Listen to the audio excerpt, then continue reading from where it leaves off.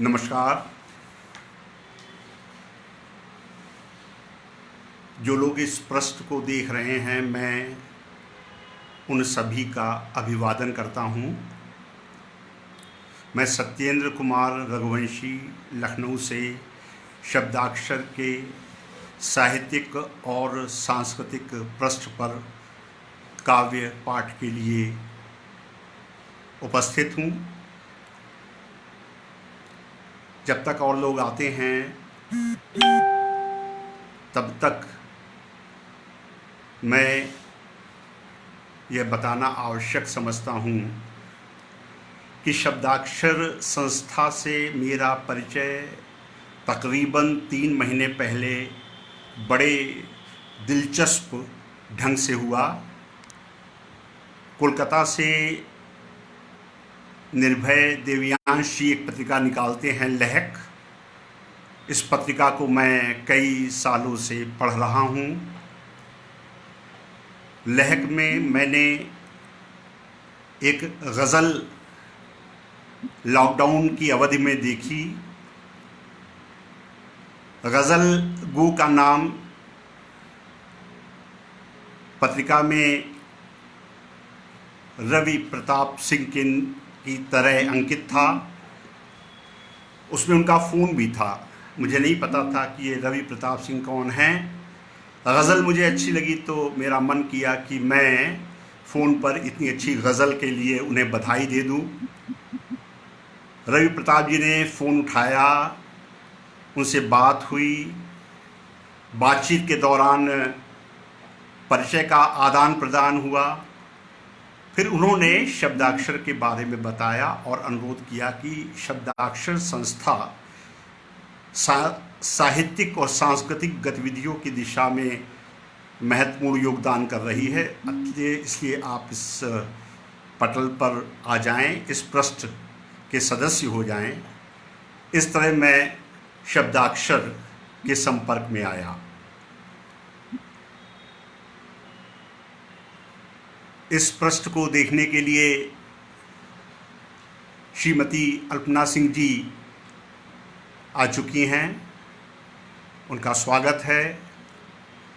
रवि प्रताप सिंह जो न केवल संस्था के संस्थापक हैं बल्कि इसके राष्ट्रीय अध्यक्ष भी हैं, वो भी उपस्थित हो चुके हैं। मैं उन्हीं के बारे में बात कर रहा था। जैसा कि मैंने कहा है, उनसे मेरा परिचय लहक पत्रिका के 6-7 साल पुराने अंक में प्रकाशित उनकी गज़ल के माध्यम से हुआ था। इसके बाद मैं संस्था के राष्ट्रीय सलाहकार श्री राजेंद्र द्विवेदी जी के संपर्क में आया और आज शब्दाक्षर के सौजन्य से मैं काव्य पाठ के लिए इस पेज पर उपस्थित हूँ।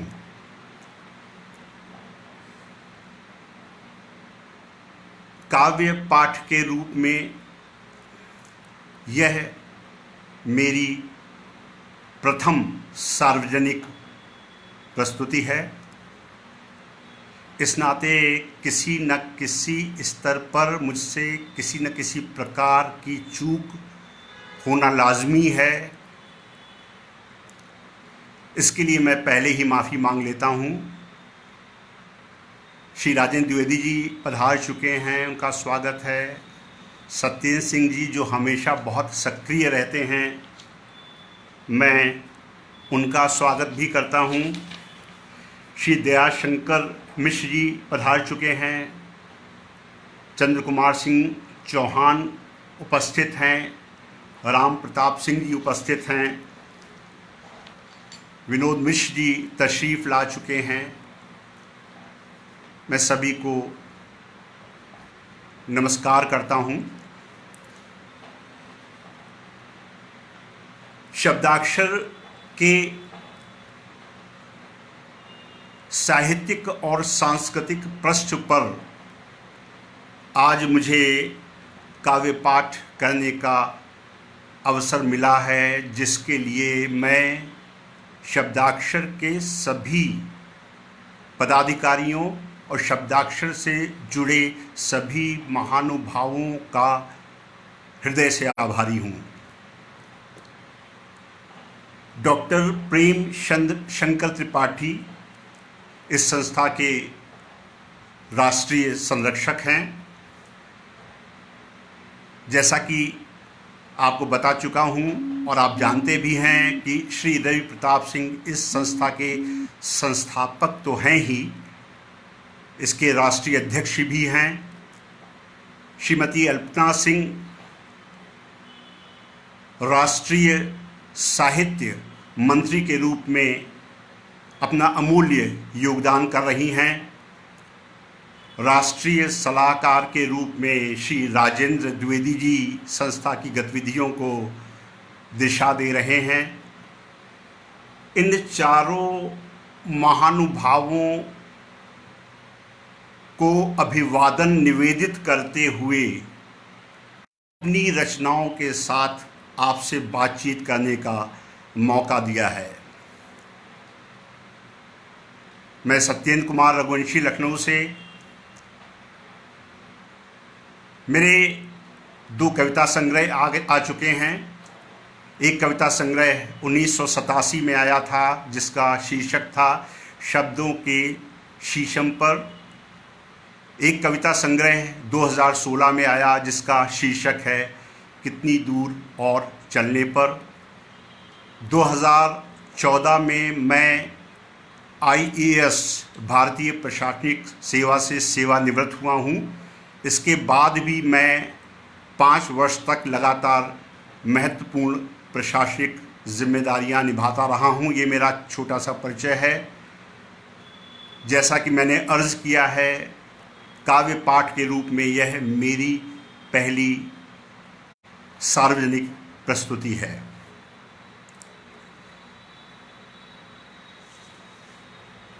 परंपरा है कि सबसे पहले हम माँ सरस्वती का वंदन करते हैं। मैं माँ सरस्वती के चरणों में शीश झुकाते हुए केवल 2 पंक्तियों से उनके आशीष और उनकी कृपा की आकांक्षा करता हूँ।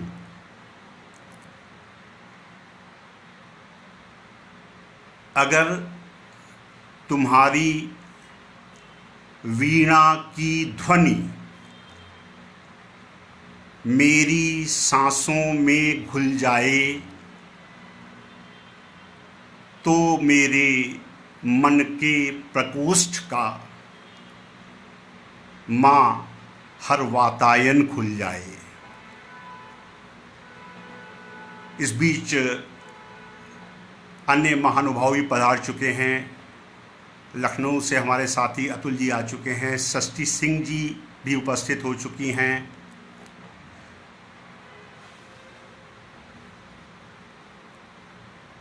चलिए सबसे पहले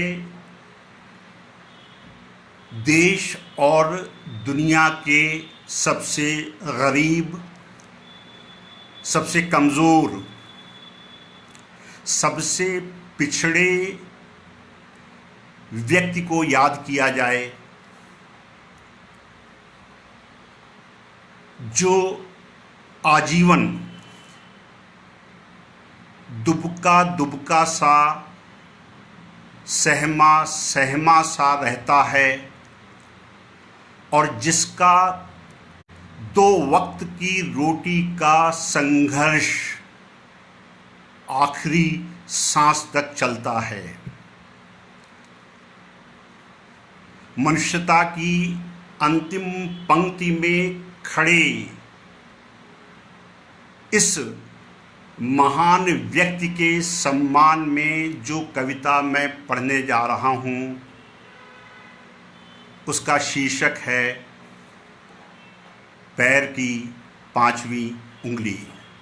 आदरणीय प्रेम शंकर त्रिपाठी जी उपस्थित हो चुके हैं। मैं उनका स्वागत करता हूं। मुमताज़ हसन साहब भी उपस्थित हैं। सागर शर्मा जी भी दिख रहे हैं। तो इस कविता को देखिए। कविता का शीर्षक है पैर की पांचवी उंगली। मोजे में दुबकी दुबकी रहती है पैर की पांचवी उंगली। मोजे में दुबकी दुबकी रहती है पैर की पांचवी उंगली। रहती है जूते में सहमी सहमी, नीचे की ओर सबसे ज़्यादा झुकी झुकी। चाह कर भी कुरेद नहीं पाती अंगूठे के बराबर मिट्टी। दूसरी उंगलियों के मुकाबले उस पर सबसे कम भरोसा करता है पाँव, और हर चहल कदमी के दौरान उसे सबसे पीछे रखता है। सबसे कमज़ोर, सबसे छोटा नाखून उसी का होता है। सबसे पहले उसी को काटता है जूता। बाहर आने की कोशिश में सबसे पहले वही उधेड़ती है जूते की सीवन।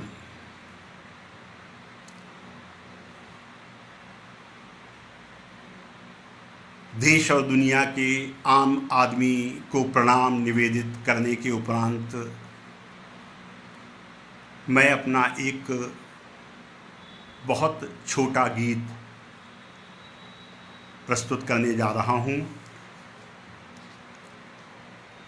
कभी मेरे एक मित्र ने मजाक में कहा था कि क्या कोई कविता बिना क्रिया या बिना वर्ब का इस्तेमाल किए लिखी जा सकती है। यह गीत मैंने उसी के बाद लिखा था। कवि चिड़िया की तरह होता है जो एक पेड़ से दूसरे पेड़ से तीसरे पेड़ तक जाकर रुकती है, परंतु जिससे किसी एक शाख पर रुकना और किसी एक टहनी पर चहचहाना ही पसंद नहीं है।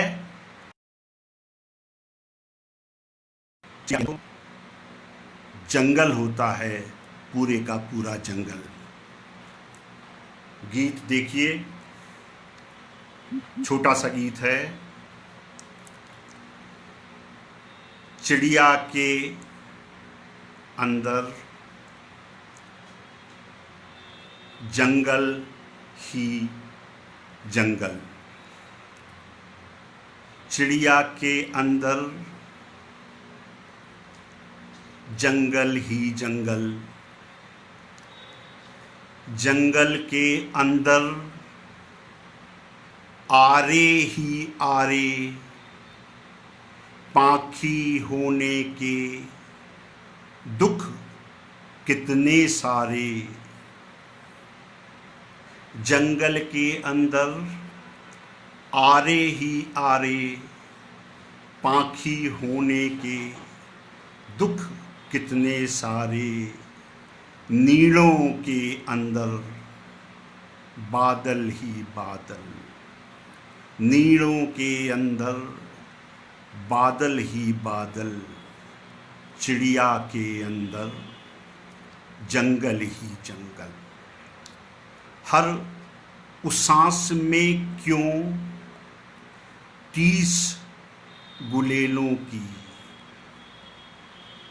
हर उस सांस में क्यों 30 गुलेलों की, जीवन का मतलब बारिश ढेलों की। फिर भी शाखों पर कोयल ही कोयल, फिर भी शाखों पर कोयल ही कोयल, चिड़िया के अंदर जंगल ही जंगल। श्री के दुबे, श्री राकेश यादव, श्री सागर शर्मा पधार चुके हैं। श्री शिवहर्ष सिंह भी इस कार्यक्रम को देख रहे हैं। आदरणीय प्रेम शंकर त्रिपाठी जी उपस्थित हैं और मुझे ऐसा महसूस हो रहा है कि मेरी कविता पर उनका आशीर्वाद प्राप्त होगा। राजेंद्र द्विवेदी जी जो बहुत सक्रिय रहते हैं और जिन्हें साहित्यिक गतिविधियों की बहुत अच्छी जानकारी है, वो भी उपस्थित हैं।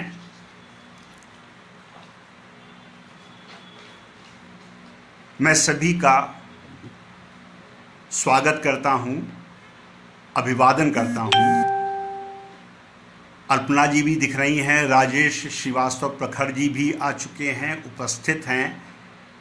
मैं उनको भी नमस्कार करता हूं। उनकी गज़लें अक्सर पढ़ता रहता हूं, बड़ा आनंद आता है। सागर शर्मा जी दिख रहे हैं।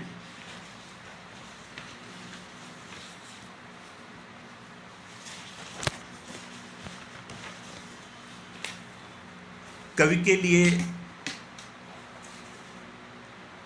कहा जाता है कि वो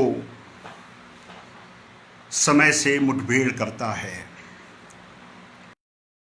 हम और आप अपने अनुभव से जानते हैं कि कवि के बारे में यह धारणा गलत नहीं है। दरअसल कवि के दिमाग की बनावट और बुनावट होती ही इस किस्म की है कि जब तक वो समकालीन विद्रूपताओं पर प्रहार नहीं करता, अपने काम को मुकम्मल नहीं मानता। इस तरह देखा जाए तो विचार उसके शस्त्र की तरह होते हैं, उसका प्रतिरोध उसका तीर कमान होता है और उसकी असहमति उसकी तेग होती है। इन शब्दों के साथ मैं आपको एक गीत दे रहा हूँ। जीवन विडंबनाओं से भरा हुआ है, ढेर सारी विसंगतियां हैं, विरोधाभासों का अंत नहीं है।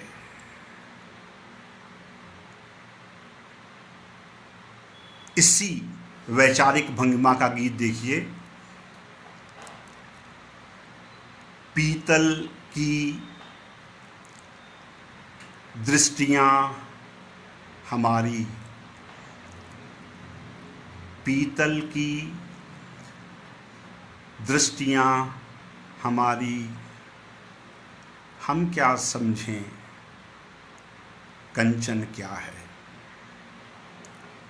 पीतल की दृष्टियां हमारी, हम क्या समझें कंचन क्या है। मन की जगह हमारे अंदर कोई चिटका फूलदान है। मन की जगह हमारे अंदर कोई चिटका फूलदान है। लगता है जैसे पाँवों में सौ सौ सड़कों की थकान है, भंवर बीच डुबकियां हमारी, भंवर बीच डुबकियां हमारी। हमें पता है जीवन क्या है, पीतल की दृष्टियां हमारी। हम क्या समझे कंचन क्या है। हमसे सटकर चली आंधियां, हमसे हटकर खिली लताएं, हमसे सटकर चली आंधियां, हमसे हटकर खिली लताएं। बोलो हम दौरान धूप के किस ढब से ये प्राण बचाएं। तार तार छतरियां हमारी, तार तार छतरियां हमारी। हमें खबर है सावन क्या है,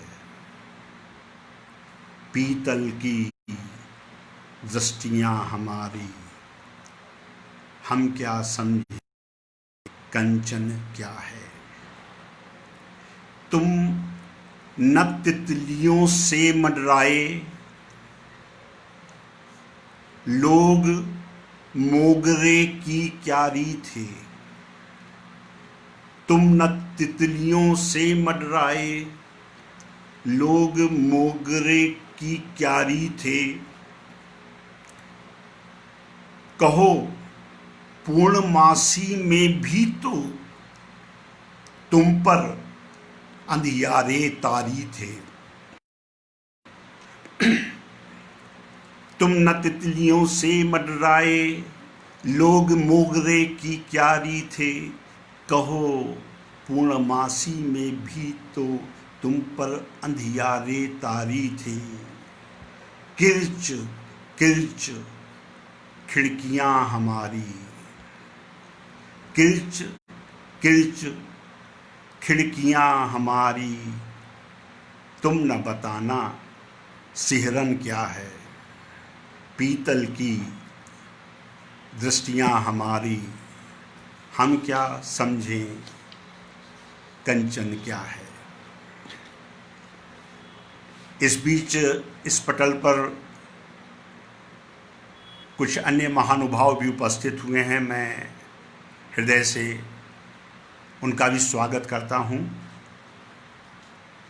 जीवन सिंह जी हैं, गिरधर राय जी हैं और पटल पर अन्य आदरणीय बंधुजन मित्रगण भी उपस्थित हैं।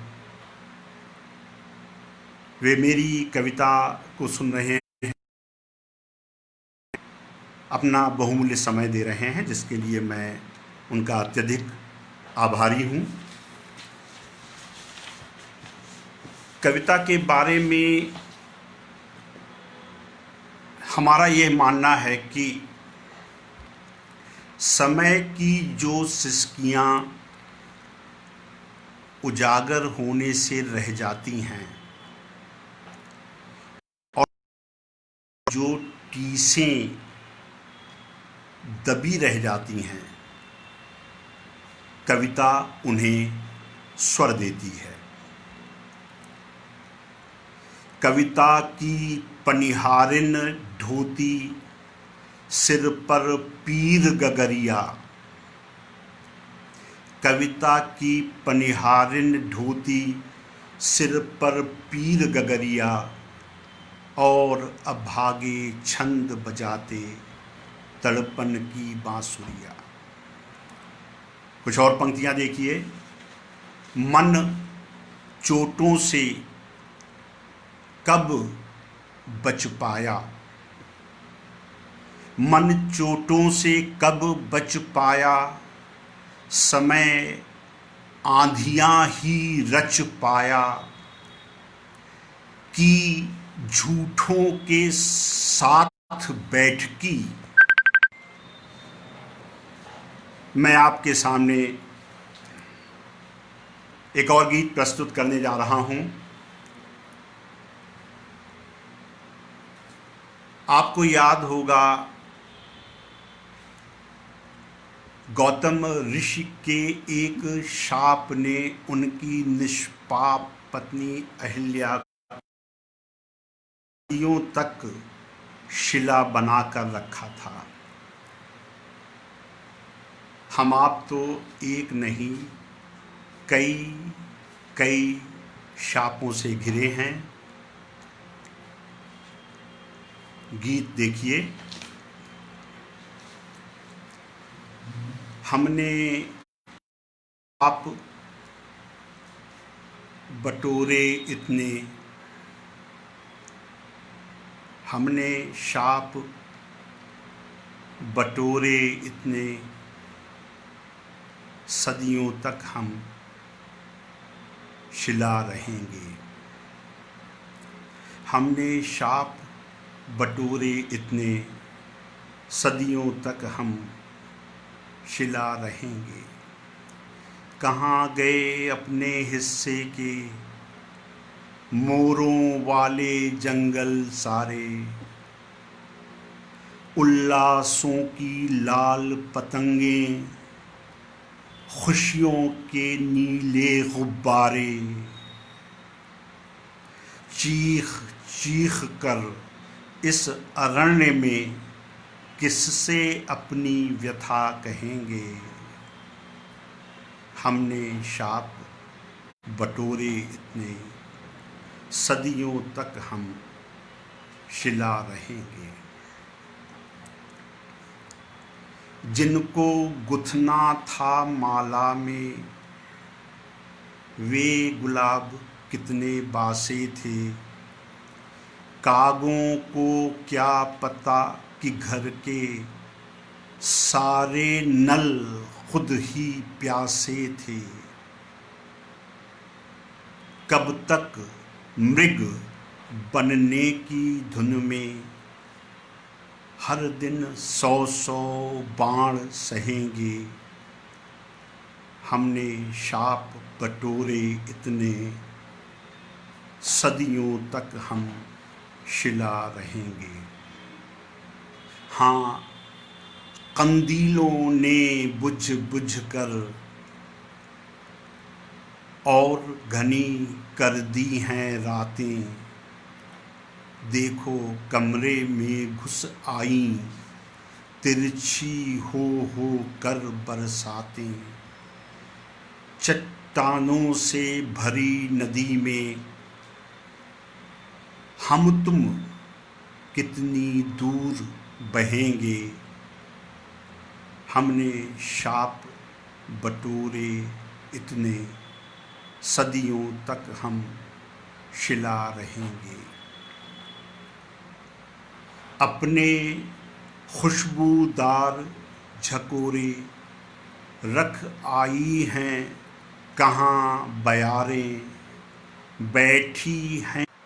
अपने खुशबूदार झकोरे रख आई हैं कहाँ बयारें, बैठी हैं नंगे तारों पर चिड़ियों की मासूम कतारें। दस्तानों में दुबके हैं सब, हम किसकी उंगलियां गहेंगे। हमने शाप बटोरे इतने, सदियों तक हम शिला रहेंगे। इस बीच में अन्य महानुभाव भी इस पृष्ठ पर पधारे हैं। श्री आलोक मिश्र जी अवेलेबल हैं, मैं उनका स्वागत करता हूं इस पटल पर। आदरणीय श्री महेश्वर तिवारी जी उपस्थित हैं। मैं भाग्यशाली हूं कि वो मुझे आशीर्वाद दे रहे हैं। हम सब जानते हैं नवगीतों के क्षेत्र में उन्होंने मानक स्थापित किए हैं। मैं बड़े सम्मान के साथ उन्हें प्रणाम निवेदित करता हूं। नेहा सिंह उपस्थित हैं, सत्येंद्र सिंह जी भी हैं, अभिजीत अभी दिखाई दे रहे थे, और भी मित्र हैं, और भी श्रोता हैं, और भी दर्शक हैं जिनका मैं स्वागत करता हूं। अगला गीत प्रकृति से दूर होने की छटपटाहट को दर्शाता है। पेड़ इतने कम हो चुके हैं कि पथिक के रूप में हम अपने पथ के वृक्षमय, हरितिमामय, छायामय होने की कल्पना करना ही भूल गए हैं। आसमान सुबह शाम चिड़ियों की चहचहाती भीड़ से भरा होगा, ये भी हमें सपने जैसा महसूस होने लगा है।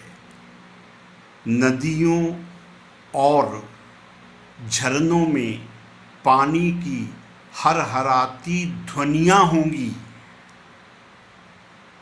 यह भी नामुमकिन हो गया है। इसी व्यथा का, इसी तड़पन का प्राकृतिक सौंदर्य से छिटककर दूर जा गिरने की इसी मनोदशा का गीत दे रहा हूं आपको।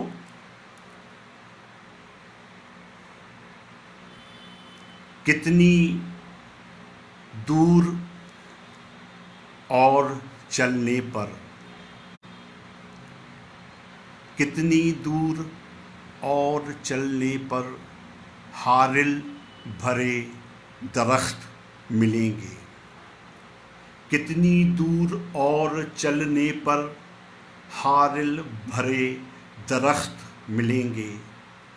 कितनी देर बाद गुजरेगा गौरैयों का झुंड पास से, पहुँचेंगी हम तक बरसाते छन छन कर कब अमलतास से।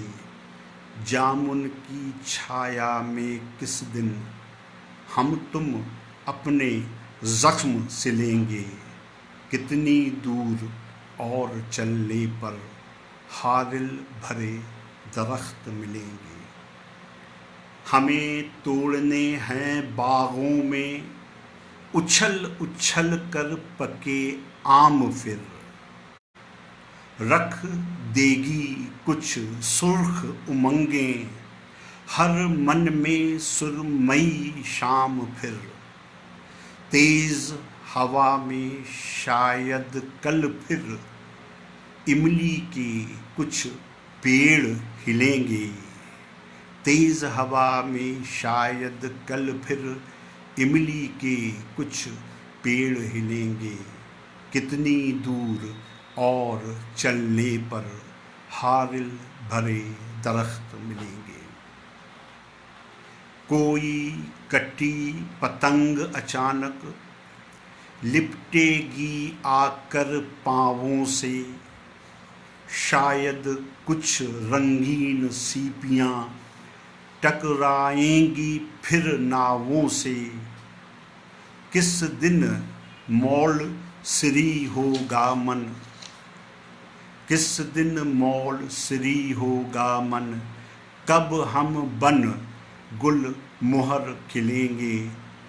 कितनी दूर और चलने पर हारिल भरे दरख्त मिलेंगे। मैं नए जो आगंतुक हैं उनका स्वागत करता हूं। आदरणीय श्री बुद्धिनाथ मिश्र जी उपस्थित होकर इस काव्य पाठ को अपना अमूल्य समय दे रहे हैं, जिसके लिए मैं आदर के साथ उन्हें अपना प्रणाम निवेदित करता हूं। लंदन से उषा भारद्वाज इस कार्यक्रम को देख रही हैं। विवेक बादल जी बासपुर से उपस्थित हो चुके हैं। डॉक्टर प्रेम शंकर त्रिपाठी जी, राजेंद्र द्विवेदी जी, रवि प्रताप सिंह जी, अल्पना सिंह जी, सत्येंद्र जी, प्रखर जी, ये सब उपस्थित हैं और अपना वक्त इन कविताओं को सुनने में दे रहे हैं।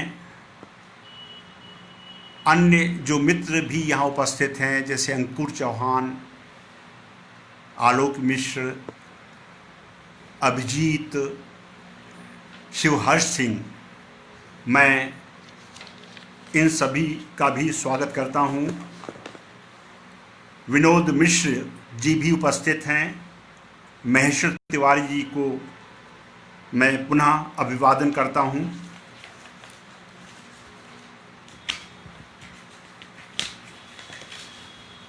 मित्रों, हम में से हर आदमी किसी न किसी स्तर पर अपने वजूद की लड़ाई लड़ रहा है। देखा जाए तो स्वाभिमान उसकी सबसे बड़ी पूंजी है। वो टूटना नहीं चाहता, अपनी रीढ़ को चरमराने नहीं देना चाहता, अपने अंदर जलती हुई मशाल को बुझने नहीं देना चाहता। इस तरह वो कठिनाइयों की अक्षौहिणी के सामने खड़ा होकर भी पराजय बोध को अपने पास फटकने नहीं देता और केवल अपनी आत्मा के गांडीव पर भरोसा करता है। उसका जिजीविषा बोध कुछ ऐसा है कि जीवन संग्राम में वो अपने चोटिल या लहूलुहान या धराशायी होने की परवाह नहीं करता। हर दिन वो कुछ नया, कुछ नायाब, कुछ रोमांचकारी करने के लिए लालायित रहता है। दूसरों के द्वारा बनाई गई लीक पर चलने के बजाय उसमें अपनी पगडंडी खुद ईजाद करने की छटपटाहट नजर आती है। इस सिलसिले में आपको एक गीत और दे रहा हूँ। पूछो मत कितनी सड़कों से हर दिन लड़ी थकान हमारी। पूछो मत कितनी सड़कों से हर दिन लड़ी थकान हमारी। रिश्तों की किस किस गुलेल से बचकर उड़ा परिंदा मन का। रिश्तों की किस किस गुलेल से बचकर उड़ा परिंदा मन का। कब कब हरा हुआ झर झर कर हर सागौन हृदय के वन का। किन किन तारों में पतंग सी, किन किन तारों में पतंग सी उलझी रोज उड़ान हमारी। पूछो मत कितनी सड़कों से हर दिन लड़ी थकान हमारी। भरी बारिशें हमने अक्सर छत पर जा जा कर चुल्लू में। भरी बारिशें हमने अक्सर छत पर जा जा कर चुल्लू में पार किए हैं पैदल चलकर पत्थर के कितने पुल लू में। घनी रात में चमकी जब तब, घनी रात में चमकी जब तब जुगनू सी मुस्कान हमारी। पूछो मत कितनी सड़कों से हर दिन लड़ी थकान हमारी। रोज रोज की भाग दौड़ में जूते क्या घिस गए पैर भी। रोज रोज की भाग दौड़ में जूते क्या घिस गए पैर भी, लेकिन पहुँचेंगे मंजिल तक हम पगडंडी के बगैर भी। खबर तरकशों को कब होगी, खबर तरकशों को कब होगी, चोटें हैं पहचान हमारी। खबर तरकशों को कब होगी, चोटें हैं पहचान हमारी। कितनी हर दिन लड़ी थकान हमारी। लखनऊ के वरिष्ठ IAS अधिकारी श्री जगदीश प्रसाद गुप्त जी उपस्थित होकर कविता सुन रहे हैं। श्री महेश्वर तिवारी जी, श्री बुद्धनाथ मिश्र जी का आशीर्वाद प्राप्त हो रहा है। डॉक्टर प्रेम शंकर त्रिपाठी, रवि जी, सत्येंद्र जी, अल्पना जी, राजेंद्र द्विवेदी जी, प्रखर जी, नेहा सिंह, सुनीता मल्ला, श्रवण कुमार मिश्र, हर्षिता मिश्रा, ये सब भी पटल पर उपस्थित होकर काव्य पाठ को अपना बहुमूल्य समय प्रदान कर रहे हैं। मैं इन सभी के प्रति हृदय से कृतज्ञता ज्ञापित करता हूँ। अपनी लौ को बचाने के लिए आंधी के थपेड़ों से जूझना हमारी फितरत है। हम बरगद के पौधे की मानिंद हैं और मुसीबत की कड़ी से कड़ी चट्टान को फोड़कर बाहर आने की क्षमता रखते हैं।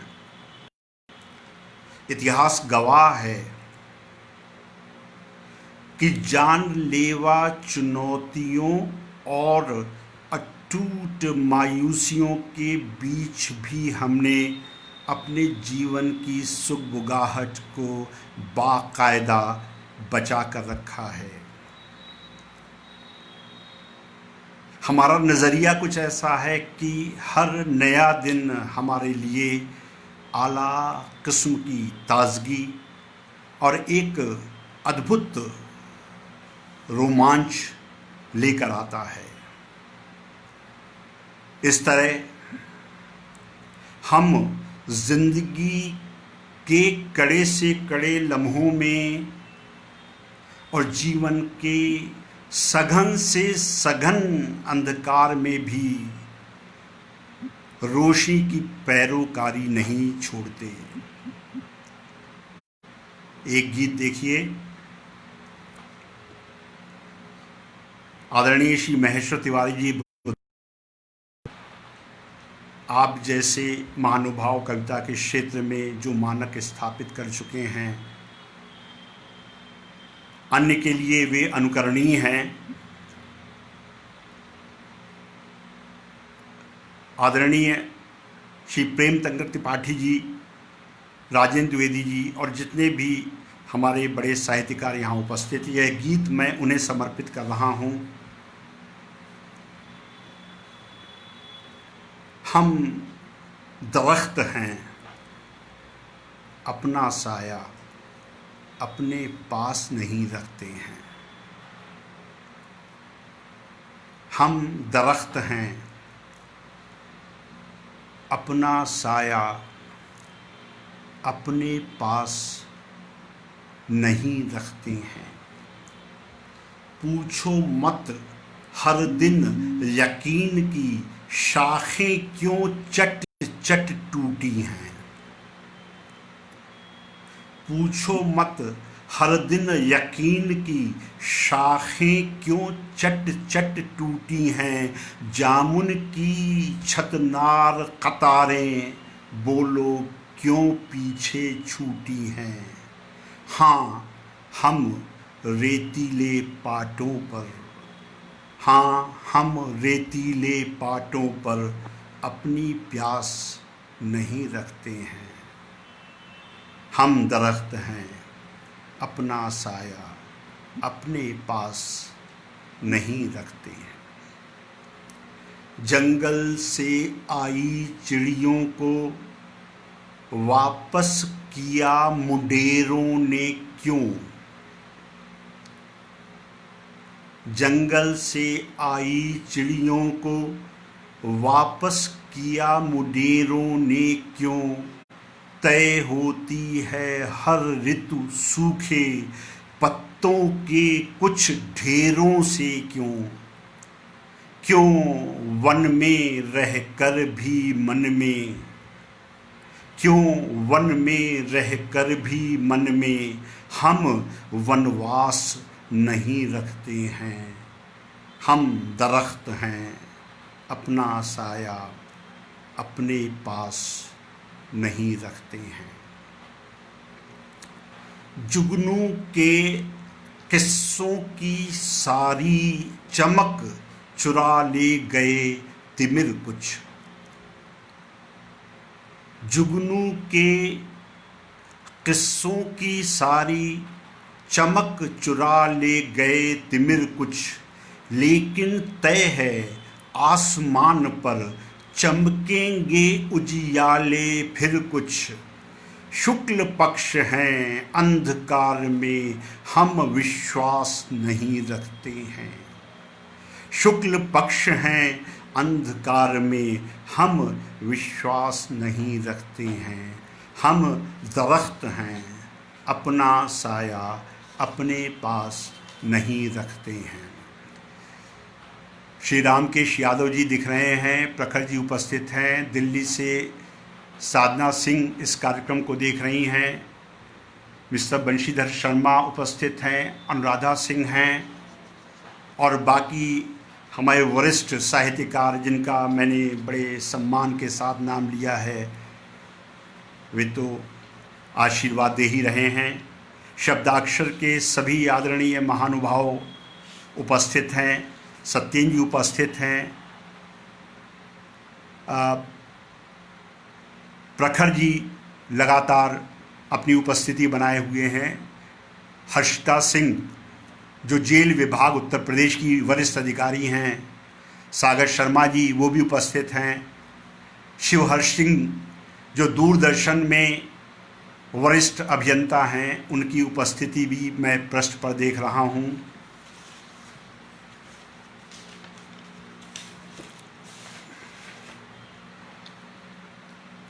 अब थोड़ी सी चर्चा आप सबकी अनुमति से मैं महामारी के बारे में करना चाहता हूं। महामारी ने दुनिया भर की खुशियों, मुस्कुराहटों और हर वक्त मेल जोल के मौके तलाशने वाली इस दोस्तियों को उजाड़ कर रख दिया है। कभी कभी ऐसा लगता है जैसे पिछले 6-7 महीने से संसार भर में केवल कल्पने, रोने, सिसकने, धाड़ मानकर विलाप करने और लाशें गिनने का ही काम चल रहा है। आपको याद होगा कुछ समय पहले एक यूरोपीय देश के प्रधानमंत्री ने फपक कर आसमान की ओर देखा था और आंसुओं के बीच बड़े ही कातर और करुणा ढंग से ऊपर वाले को पुकारा था। कवि का नजरिया कुछ अलग होता है। वो महसूस करता है कि यह वक्त बेचारगी से चीखने चिल्लाने का नहीं है, बल्कि हिम्मत, दिलेरी और समझदारी से आकाश की समूची सत्ता से सवाल जवाब करने का और उसके सामने अपना हाले दिल बयां करने का है। सुबह सुबह जब फूल खिलना नहीं भूलते, सुबह सुबह जब कलियां चिटकना और फूटना नहीं भूलती हैं, तो भला हम आप व्यर्थ की आहटों, आशंकाओं और आवाज़ों से अपने दिमाग को क्यों ख़राब करें। चलिए आसमान से कुछ पूछते हैं, आसमान को अपनी पीड़ा बताते हैं।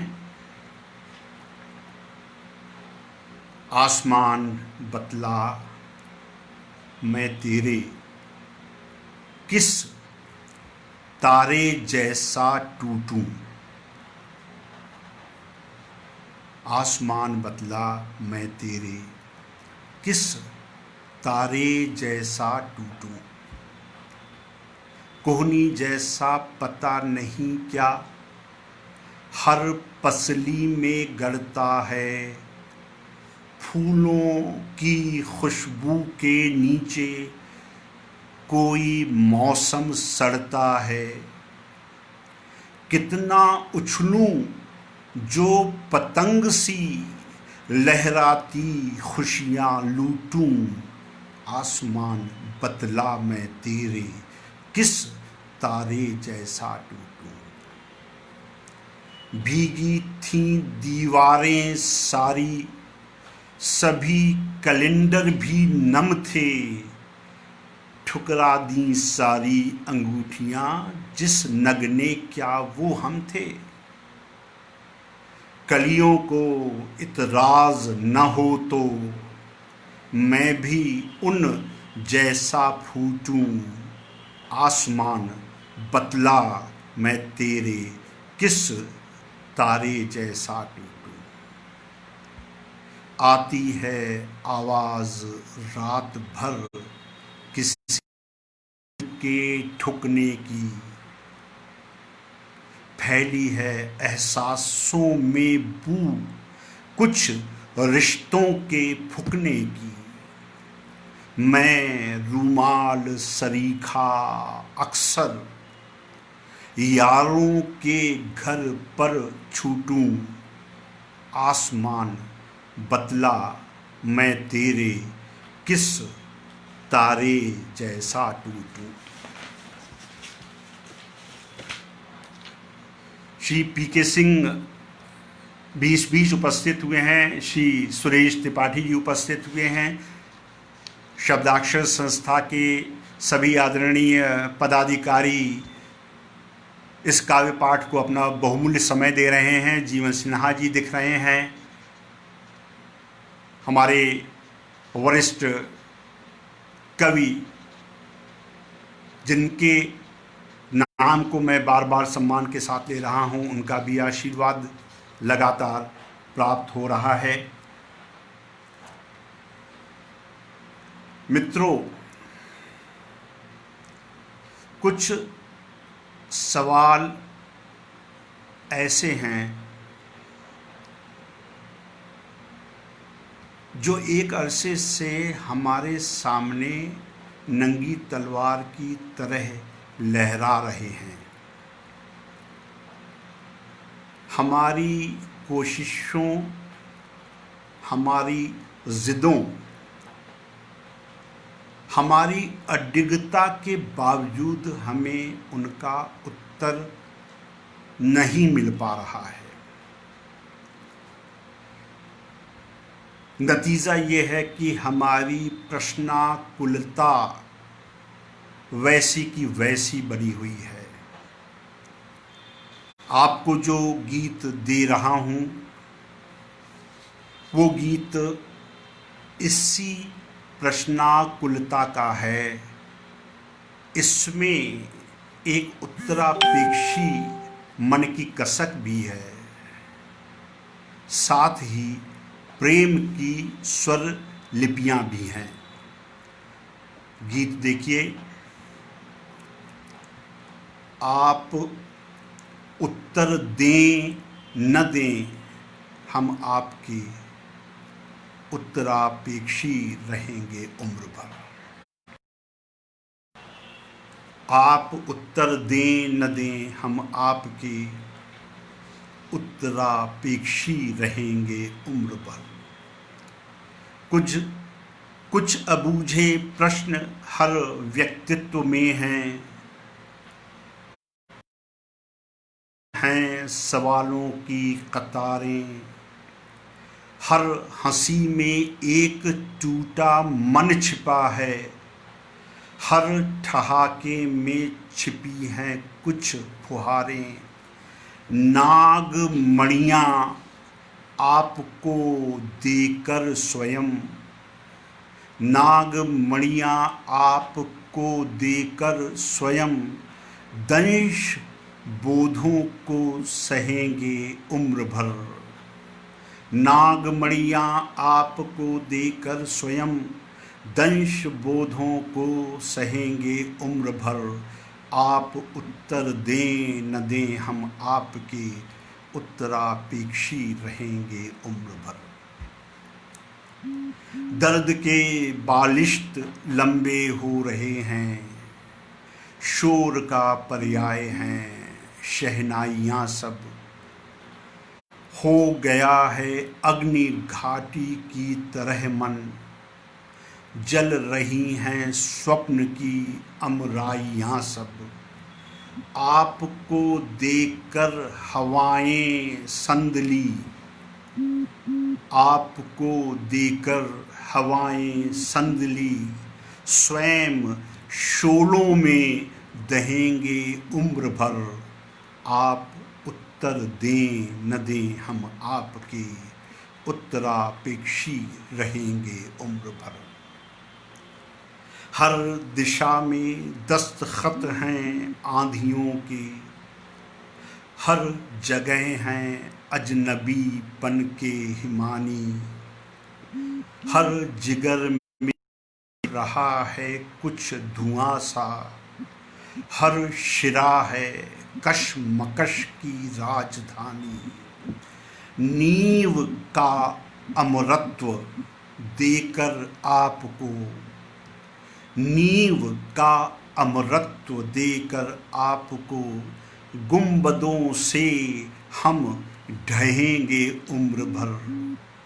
आप उत्तर दें न दें, हम आपके उत्तरापेक्षी रहेंगे उम्र भर। अतुल कुमार जी इस प्रश्न पर लगातार दिख रहे हैं। प्रखर जी के दर्शन हो रहे हैं। सत्येन जी अवेलेबल हैं। रवि भाई तो हैं ही। महावीर सिंह वीर जी दिख रहे हैं। अल्पना जी हैं। हमारे वरिष्ठ साहित्यकार आदरणीय, उनका भी आशीर्वाद मेरे काव्य पाठ को मिल रहा है। अन्य जो श्रोतागण हैं, मैं उनका भी स्वागत करता हूं। इसके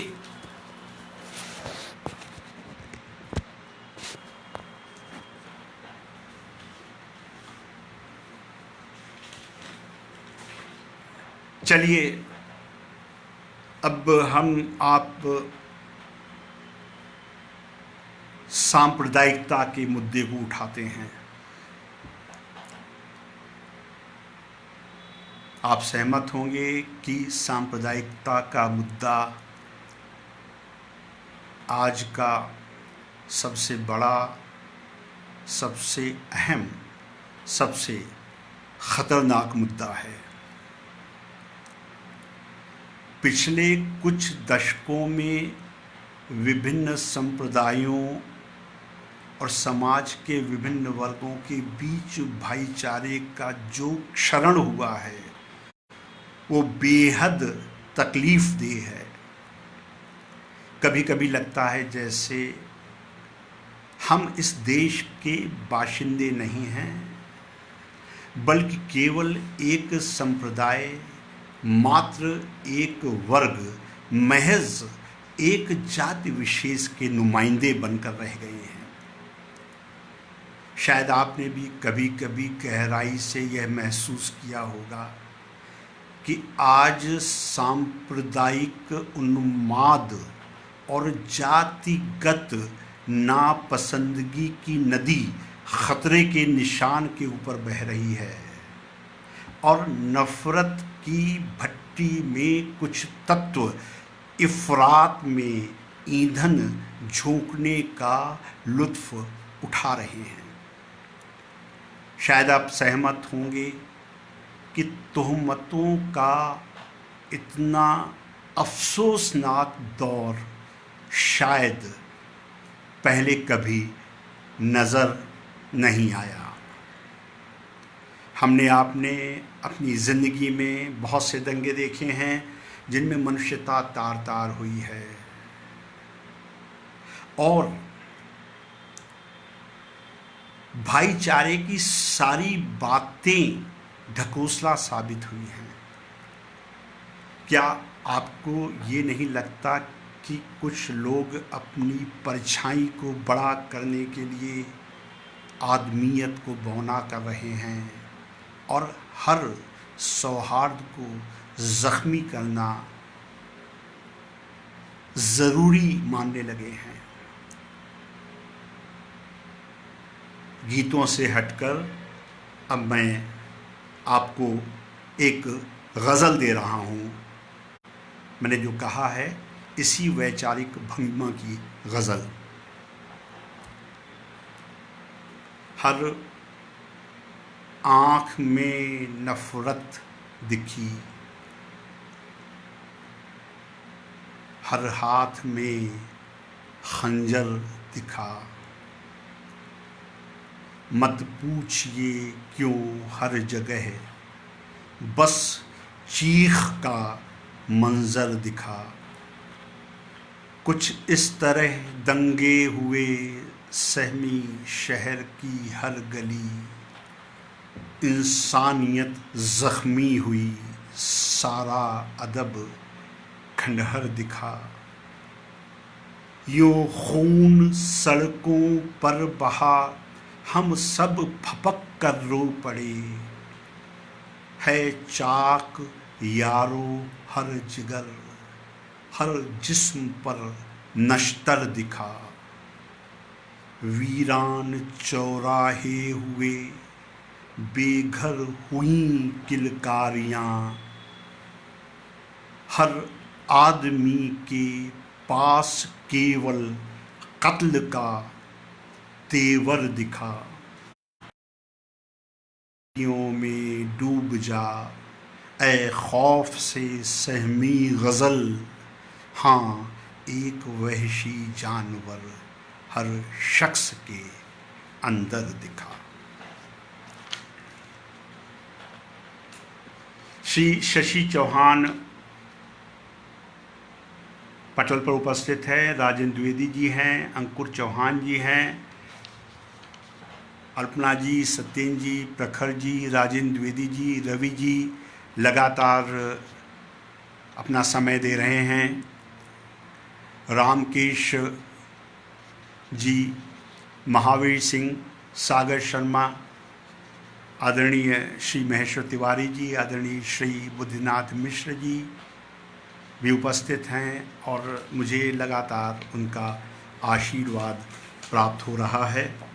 इससे पहले कि मैं आपके सामने कुछ और गज़लें लेकर आऊं, मैं थोड़ा सा रस परिवर्तन करना चाह रहा हूं।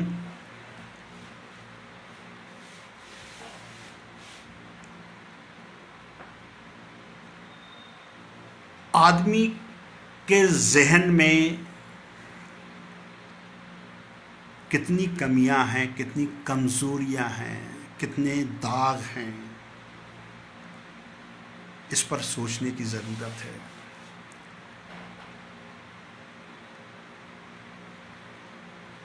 ये कविता छंद से बाहर की कविता है। इसका शीर्षक है हमें किसी आग में पकाया गया है। हमें किसी आग में पकाया गया है। हमें किसी आग में पकाया गया है। अभी तक ठंडी नहीं हुई हैं हमारी शिराएं। रक्त में अब भी दौड़ती हैं चिंगारियां। कनपटियां पूस की रातों में भी जलती हैं। अस्थियों से रुक रुक कर झरता है ज्वर। जमीन पर धूप की तरह गिरता है हमारा ताप। श्वास नली में कुछ भी महसूस नहीं होता लू के अलावा। पांव पानी में उतारने की हिम्मत नहीं होती। लगता है कहीं बाहर न आ जाए अचानक हमारी आत्मा के इस पात में छिपी छन्न की आवाज। हाँ, लगता है हमें किसी आग में पकाया गया है। तभी तो हमारे जहन में यहाँ वहाँ दिखाई पड़ते हैं धुएं के धब्बे। तभी तो अक्सर नजर आते हैं हम कहीं कहीं पकने से रह गए मृद भांड की तरह। हाँ, हमें किसी आग में पकाया गया है। तभी तो हमारे जहन में यहाँ वहाँ दिखाई पड़ते हैं धुएं के धब्बे। तभी तो अक्सर नज़र आते हैं हम कहीं कहीं पकने से रह गए भांड की तरह। मित्रों और सभी महानुभावों, हर संवेदनशील व्यक्ति शिद्दत से महसूस करता है कि आज का जो समय है इसकी ज़रूरत यह है कि हम अपनी तबीयत की तुरपाई करें। मैं जो कविता पढ़ने जा रहा हूँ उसमें दो शब्द हैं। मादल। मादल एक मृदंग की श्रेणी का वाद्य है, बाजा है। एक शब्द इस कविता में आएगा कोहान। कोहान ऊंट के कुबड़ को कहते हैं। कविता का शीर्षक है कोई हमारी बेचैनी को बना दे मादल। हमारी जो कश्मकश है, जो जद्दोजहद है, हमारा जो संघर्ष है, हमारे अंदर जो पीड़ा है, जो वेदना है, हमें उसी से अपने जीवन के संगीत को तलाशना होगा, निकालना होगा। कविता देखिए। कोई तुरप दे हमारी तबीयत, कोई फेर दे हमारे अदृश्य घूंघड़ों पर अपनी उंगलियां। कोई हमारे अंतर्दाह के लिए दमकल भेजे तुरंत। कोई टिहुक कर सुने हमारे अंदर की निस्तब्धता। कोई दौड़ कर ठीक कर दे हमारे जुराब में फंसा पैंचा। कोई हमारे चेहरे को शीशे की तरह पूछे। कोई अपने पंचांग में देखे हमारे हुलसने की तिथियां। कोई हमारी उम्मीदों को तितली की तरह उड़ता हुआ देखकर फुर्ती से बंद कर दे सारे पंखों के स्विच। कोई हमारे घड़ों को नदी पार करने लायक बनाए। कोई हमारे दुख की सही टीका करे। कोई हमारी बेचैनी को बना दे मादल। कोई रेत के इस सफ़र में हमारे साथ चले। लहराते हुए कोहान की तरह। अब मैं आपको कुछ गज़लें देना चाहता हूँ आपकी अनुमति से। सभी उपस्थित महानुभाव जो इस काव्य पाठ को अपना समय दे रहे हैं, मैं उनका आभार व्यक्त करता हूँ। यह मेरा सौभाग्य है कि मुझे आज अपनी रचनाओं के साथ आप सबसे रूबरू होने का मौका मिला। मेरी कविता संवेदनशील मन तक पहुंच रही है, इस बात का मुझे बेहद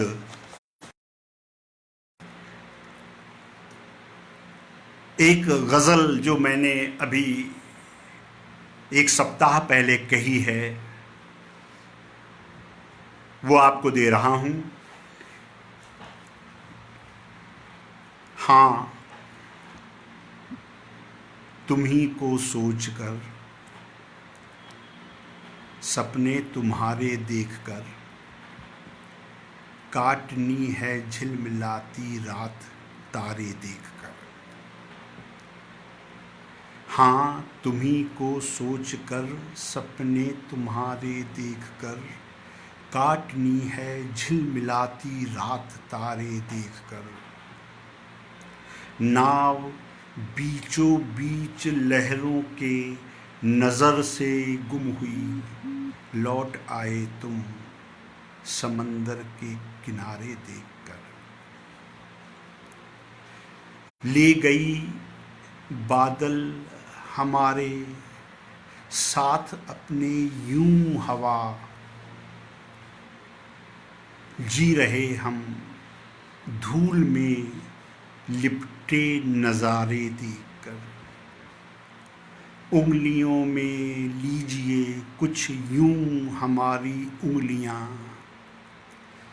भीग जाएं आप भी आंसू हमारे देखकर।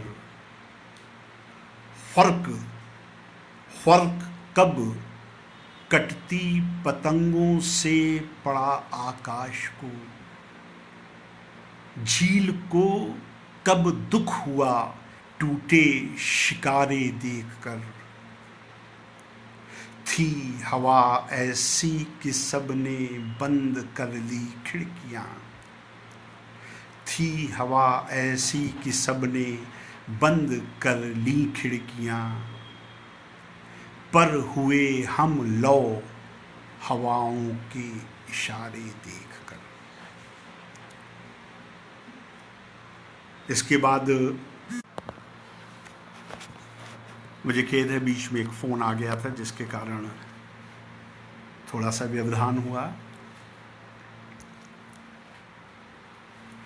आपको अपनी कुछ पुरानी गज़लें सुना रहा हूँ।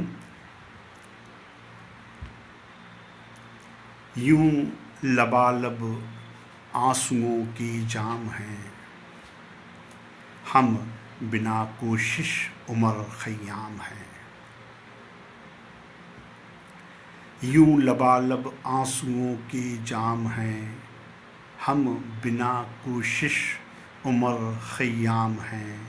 देखिए साजिश अमावस की ज़रा, हर सुबह पर कुछ न कुछ इल्ज़ाम हैं। ज़िंदगी सस्ती हुई है आजकल, पर बहुत ऊंचे कफन के दाम हैं। बेकली है, बेबसी है, टीस है, अब वफा के बस यही अंजाम है शरीके जुर्म ये सारा जहां, फिर हमी क्यों इस कदर बदनाम है, फिर हमी क्यों इस कदर बदनाम है। एक और गज़ल देखिए।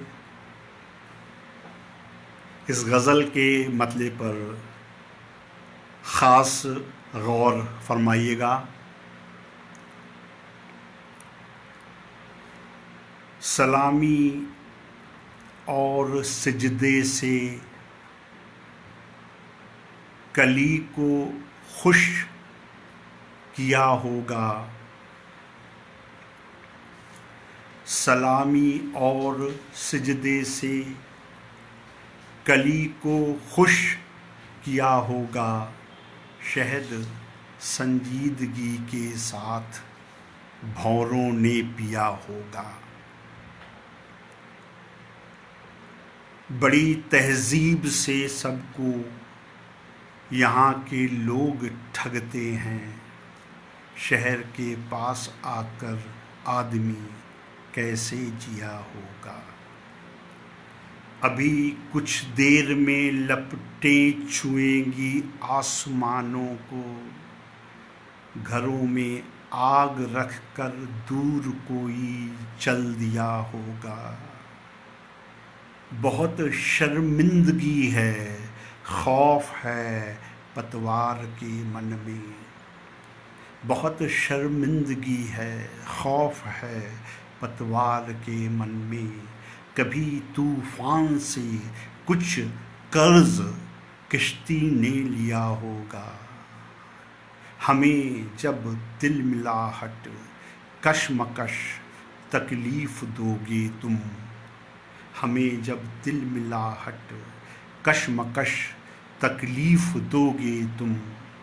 हमारे होंठ पर उस वक्त भी बस शुक्रिया होगा। हमारे होंठ पर उस वक्त भी बस शुक्रिया होगा।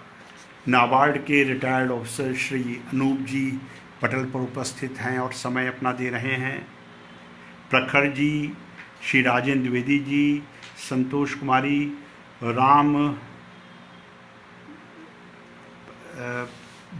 श्री भारती जी, सुमन कुमार, डॉक्टर सुमन कुमार रघुवंशी भी उपस्थित हैं, षष्ठी सिंह उपस्थित हैं।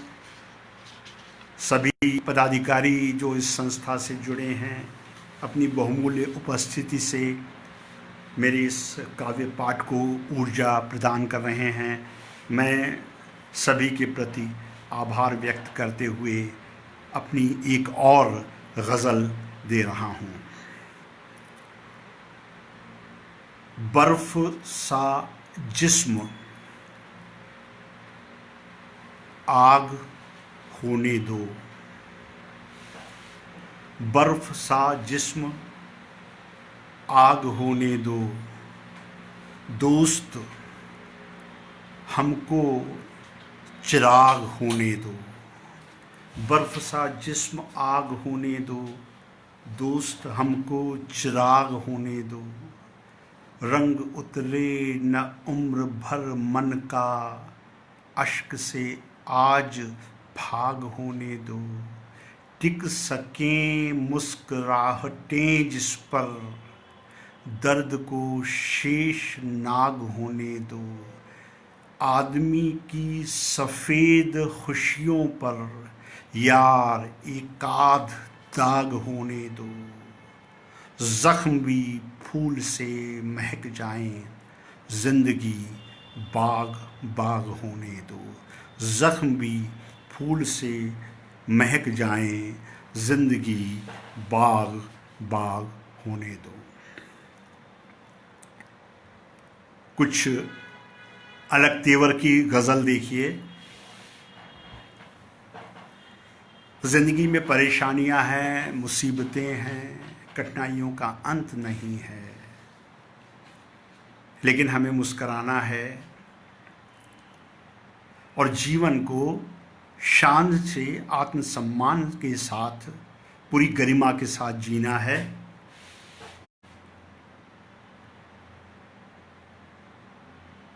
दर्द के अक्षांश देशांतर न खींचो तुम। दर्द के अक्षांश देशांतर न खींचो तुम। अश्रु का भूगोल हम पर मत उलीचो तुम। दर्द के अक्षांश देशांतर न खींचो तुम। दर्द का भूगोल हम पर मत उलीचो तुम। जिंदगी अनुवाद होती है सलीबों का। आंधियों को देख कर मत आंख मीचो तुम। सिसकियों की सांख्यिकी पढ़ना जरूरी है, किंतु हर पल बेवजह चेहरा न भींचो तुम। सांस के सागौन की जब टहनियाँ सूखें, सांस के सागौन की जब टहनियाँ सूखें, सावनी बौछार बन हर शाख सींचो तुम। एक गजल और है। बस अपरिचय ही अपरिचय हर जगह है, आदमी खोई अंगूठी की तरह है। बस अपरिचय ही अपरिचय हर जगह है, आदमी खोई अंगूठी की तरह है। मानसूनों सी बरसती हैं निगाहें, पूछिए मत इस कसक की क्या वजह है।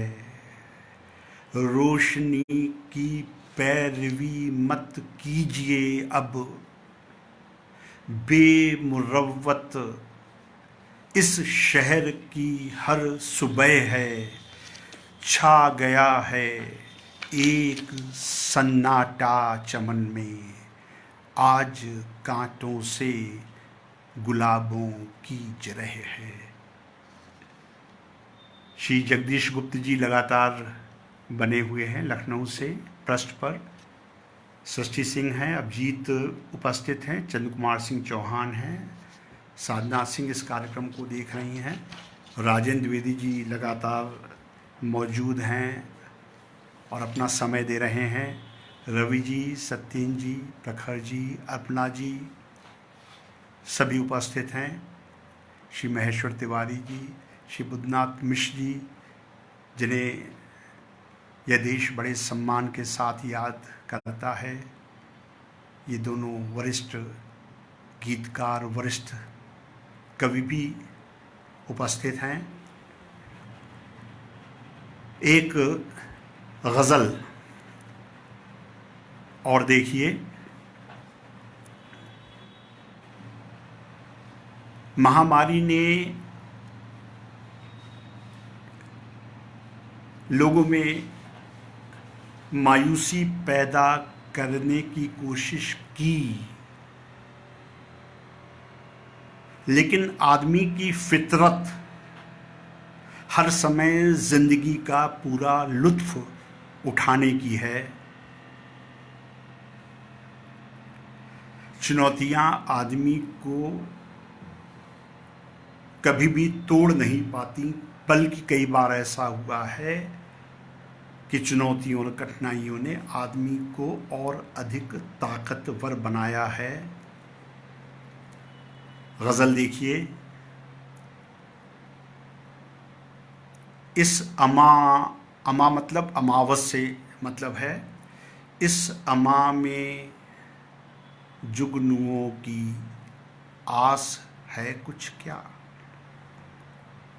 इस अमा में जुगनुओं की आस है कुछ क्या, जिंदगी जैसा किसी के पास है कुछ क्या। मान भी लूं हर हराहट सी रगों में है, पर कलेजे में नदी सी प्यास है कुछ क्या। ओस की बेचारगी होगी बयां कैसे, रेत के टीलों कहीं भी घास है कुछ क्या। चाहते हैं डूबना क्यों लोग कश्ती से, उस समंदर सी नजर में खास है कुछ क्या। पंखुरी हैं हसरतों के फूल की हम तुम, पंखुरी हैं हसरतों के फूल की हम तुम। धूप को इस बात का एहसास है कुछ क्या? टाइम क्या हो गया?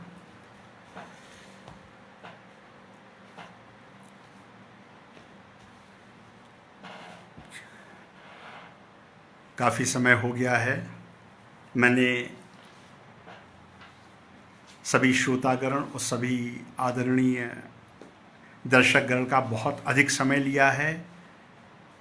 मैं हृदय की गहराइयों से संस्था के संरक्षक आदरणीय त्रिपाठी जी के प्रति आभार ज्ञापित करता हूँ।